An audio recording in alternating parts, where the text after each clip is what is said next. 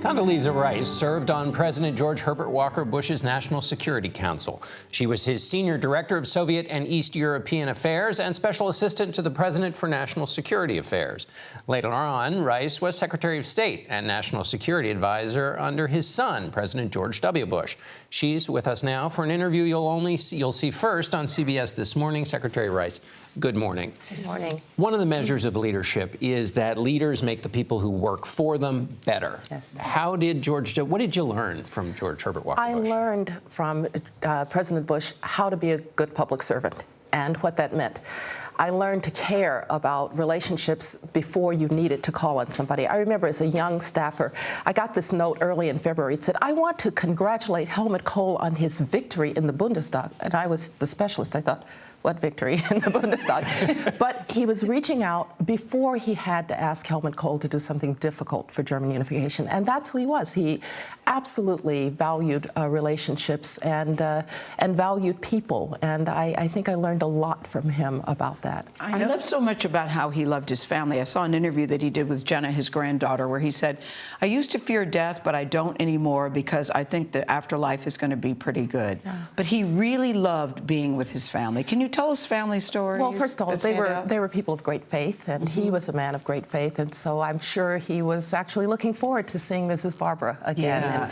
And his daughter Robin. And his daughter Robin, who he grieved for throughout his life. But I remember being up at Kennebunkport for a church service with them, and we were sitting outside, and the priest was a little bit kind of new age, somebody who was visiting, and he said, now, I mean, does anybody out there have a perfect family?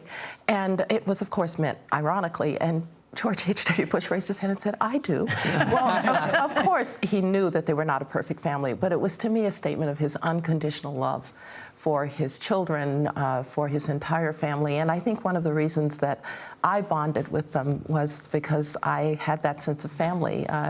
He came to California after I had left government. He met my father. It was one of the great moments for my dad. And so family is just so important to the Bushes, and I love that. President Bush and his national security advisor, Brent Scowcroft, credited you with helping them write their book about the end of the Cold War. How did you help President Bush reflect on that era? Only one-term president, but one of the most significant periods in American history. Well, just to help remind them how really significant it was, because, in fact, these are people who, it was never about them. When that famous story of after the Berlin Wall fell, all of us rushing to the Oval Office and saying, Mr. President, you have to go to Berlin for Truman and for Kennedy and for Reagan. And he said, what would I do, dance on the wall? And then he said something else. He said, this is a German moment, not an American moment. And I noticed that Angela Merkel, the German chancellor, is here. He really was, in so many ways, the father of German unification because he had to bolster Helmut Kohl. He had to bring Margaret Thatcher and Mitterrand along, who were somewhat nervous about the unification of Germany. But it was never about him, and I think that's what made him such a great president at a time when the Soviet Union had to be quietly put to rest. To be triumphalist at that moment would have been very dangerous. It would never have occurred to him to be triumphalist. What was his best quality and what would make him cranky? I'm curious. We hear so many wonderful stories about him. Well, humility was his best quality. I also remember telling him that Gorbachev, do you remember, Mr. President, that Gorbachev made his last call to you before the Soviet Union went out of existence. He made it to you. And he thought nothing remarkable about that.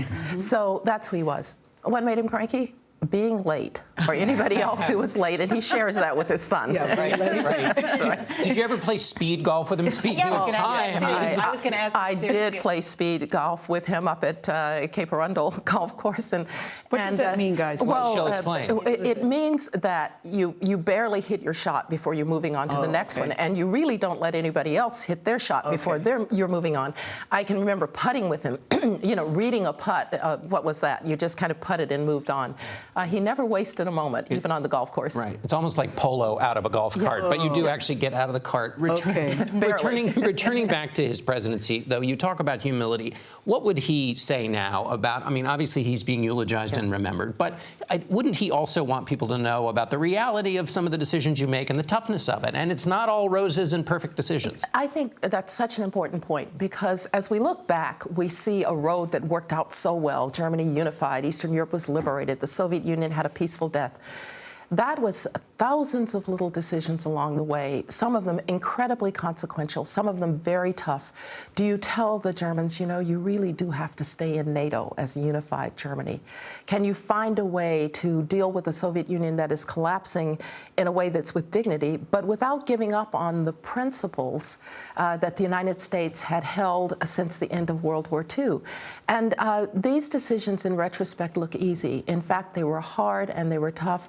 But George H.W. Bush was always out ahead of us in some ways because he had principles that led him.